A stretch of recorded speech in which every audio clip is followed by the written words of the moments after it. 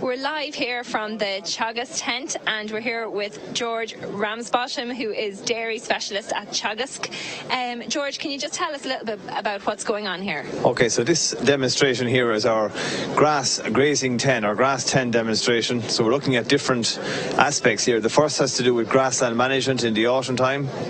The second has to do with infrastructure on the unit here, and the third has to do with soil fertility. I suppose the Grass 10 programme is all about upping the amount of grass that farmers grow, whether they're dairy farmers, sheep farmers or dry stock farmers, and the plan is to increase the grass used on farms to about 10 tonnes of grass dry matter per hectare from the current 6 to 7.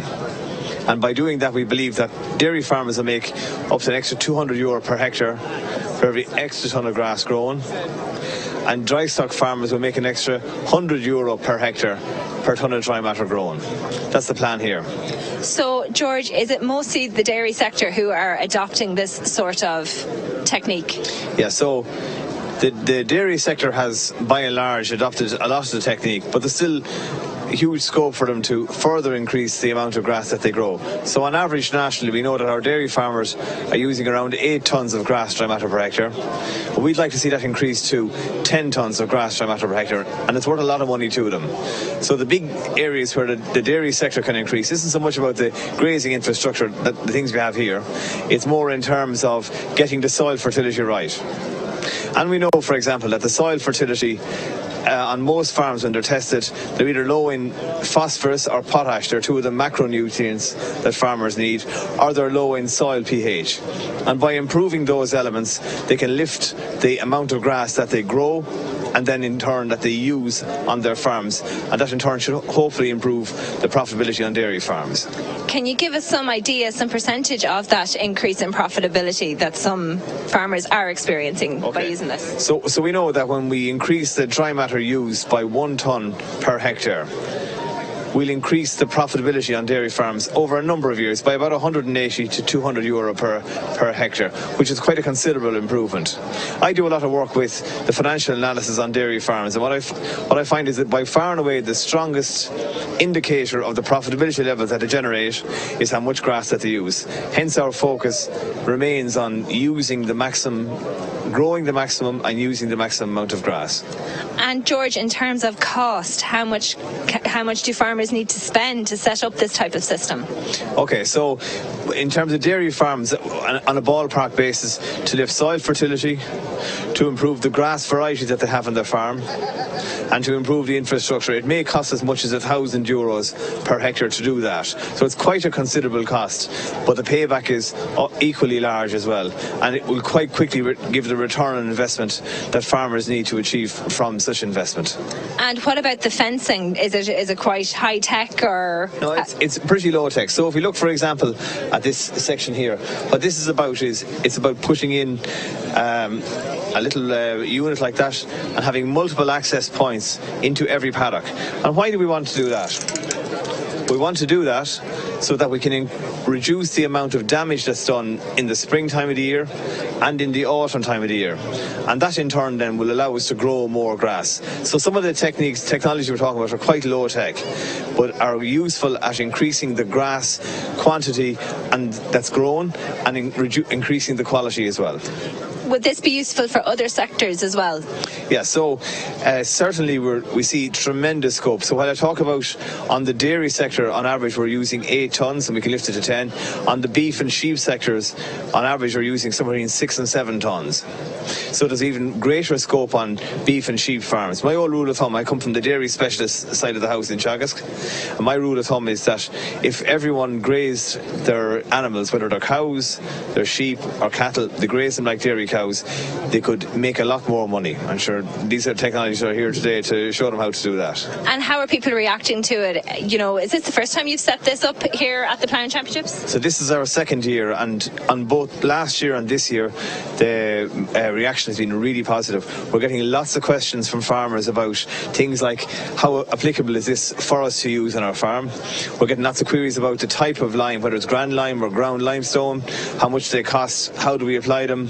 We're getting lots of queries about using soil tests to improve soil fertility. Lots of questions coming in. It's a great demo. George, can I just ask as well about recording the data? How is the data recorded, and is it an easy system to keep up? Yeah, so growing the grass is one thing, using the grass is the second part of it. And one of the technologies that we've adopted in Teagasc is the use of the pasture recording on a computerized package. So the real icing on the cake is to use the pasture-based program. And by using the pasture-based program, you have to walk your farm about 30 to 35 times during the year, because grass is constantly changing, the supply, the quantity and the quality of the grass. So you have to walk your farm very regularly, maybe as much as 30 times a year, record the growths, the covers on each paddock. So that paddock there beside us, for example, has a low cover, and the one beside us is a much heavier cover. But by recording, you can make an accurate assessment of how much grass you have on your farm. You can use that then to make better decisions, whether I'm going to take silage out, or whether I need all the grass in, or maybe whether I need to put some silage or concentrates in to supplement my animals, because I can see a deficit happening. So we've the pasture-based program that's there to help people online to make better grass management decisions for their farms. Is it difficult to measure the grass? It takes a bit of skill. So, for example, the way we can do it is you can either cut and weigh a section of the grass. That'll give you an accurate picture of what's in that section. Or you can use a thing called a rising plate meter, which you walk through the field and to assess the grass. What Teagasc is doing is we're running grassland management courses, and we have groups going that focus almost exclusively on the measuring of grass. So you can join one of those in your area. You can look for them and get them going in your area if they're not already there, to try and promote and learn about how best to use and estimate the covers that are on your farm. Brilliant. Well, that's great, George, and it looks super, and you've loads of people leaning over the fence to take a look, so I'm sure people will get some great ideas to bring home with them. Thanks very much, George. And we have a couple of other Teagasc experts who are going to have a quick word with us as well, George. So we have Frank O'Mara, who is Director of Research with Teagasc, and we have Tom Richardson, and Tom is CEO of Ag Research in New Zealand. So Frank, I'll just come to you first. Tell me what it is you're trying to highlight here at the Ploughing. Oh, sure, look, this event is a very big event for us. We have a very wide range of activities on show in our stand there, really all the enterprises, dairy, beef, sheep, tillage, horticulture, forestry. We've got people inside there, so if someone wants to come in and have a chat about any aspect of those, they're more than welcome to do it. And then outside here where we're standing, we've got this demonstration around grass, which we've just talked to George about, and obviously for us, for our agriculture, grass is really central to it, so that's why we want to major a bit on the grass in the demonstration here. And we've got a very interesting tasting inside in our tent as well. We've got milk from cows fed on a grass-only diet versus cows fed on a diet of silage and concentrates, and we're asking people to taste that and see can they detect a difference. Brilliant. I might have to pop in afterwards. Oh, absolutely.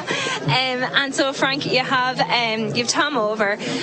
What is the relationship here on the research side? Are you looking to New Zealand for new ideas, or how? Tell me a bit about that. Yeah, absolutely. Look, New Zealand is probably as far away as we can get in terms of a country, but in terms of the agriculture in New Zealand, it's probably the country in the world most similar to Ireland, and that's obviously very much based on turning grass into milk and meat. So we find a lot of common ground, I suppose, pardon the pun, to talk to New Zealand researchers about the issues around growing and utilising grass and the milk and meat that we produce off grass. So, and all the environmental issues in terms of water quality and greenhouse gas emissions, all the same issues are very pertinent in New Zealand as well. So we would discuss and collaborate a lot with researchers in New Zealand. We have very good relationships with Tom and his organisation in New Zealand. Tom, can you tell me a little bit about Ag Research and what you're going to be doing here today? Well, AgResearch is New Zealand's Agricultural Pastoral Research Institute, so not quite as broad as Teagasc. We don't do the forestry or the horticulture, but essentially if it happens in pastoral agriculture, we're the crown entity that does it. As Frank said, we have a lot in common with Ireland. Particularly pleased recently to have gotten up a number of Walsh Fellowships, which I know are a big deal over here. We've got 7 new PhD students starting from Ireland, working cross-organisationally on projects range from greenhouse gas to food to on-farm environmental and productivity benefits. So really thick collaborations and growing over recent years. For me personally, it's a chance to come and catch back up with Frank and his teams. We started amping up our camp collaborations about 2 or 3 years ago, see how they're going. And then I'm going to spend some time on Monday and Tuesday up at Dublin at a European conference that Teagasc is organising. And a chance to see your field days. Of course. And can you tell me a little bit more about the collaboration projects that you're working on at the moment, and just give us some detail on how they're going? Yes. So the projects are going well. We've collaborated for a long time. Some of the recent ones that have just been awarded, we've got a couple that are just starting looking at animal health, particularly in sheep, so parasites and drenching, make sure we have the animal health, but also ensure that we're minimizing the chemical dosing on sheep. We've got greenhouse gas studies. New Zealand, most of our greenhouse gases come from ruminants, from sheep and cows. It's because we have a small manufacturing sector. So we in Teagasc and others around the world are collaborating on finding ways to limit methane in particular. For us, essentially everything on farm now comes back to environmental objectives as well. So that's another area we're working on with Teagasc, particularly around nutrient management. So the grass that we're standing on here, we want to make sure that all the nutrients that goes onto the paddocks gets taken up in grass and into animals, and it doesn't run off in our world into waterways. We have our national elections are Saturday, and water quality in rural environments is probably the top topic in our election this year. So it's front of mind for all of us, and we're working with Frank and the team at Teagasc on those issues.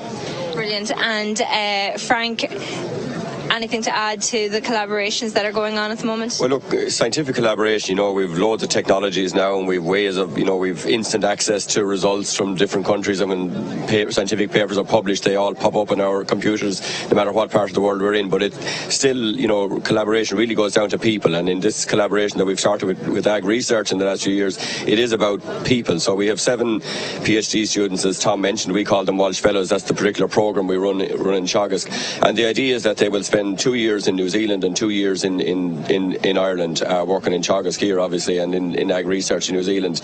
And there are supervisors in both organisations. We'll bring those together as well. So I think that's, to us, it's a relatively inexpensive but very, very effective way of actually building the relationships on which collaboration is built on. It's still, no matter how advanced we become in communications and electronic communications, you can't beat the personal relationships. And on a human level, how important is it for people to be going out and getting that bit of international experience? I know loads of young farmers are always going off to New Zealand and doing very well, working on the big farms over there. How important is that? Oh, sure. Look, for science, it is international. If you just look at what's going on in your own country, no matter what country that is, you're missing the boat. Really, you have to be aware of what's going on right around the world. You've got to keep up with the very latest developments and technologies. So we would always be, encouraging our scientists to go abroad and go to conferences and so on. And so that's part and parcel of being a researcher. And this is just trying to get some more traction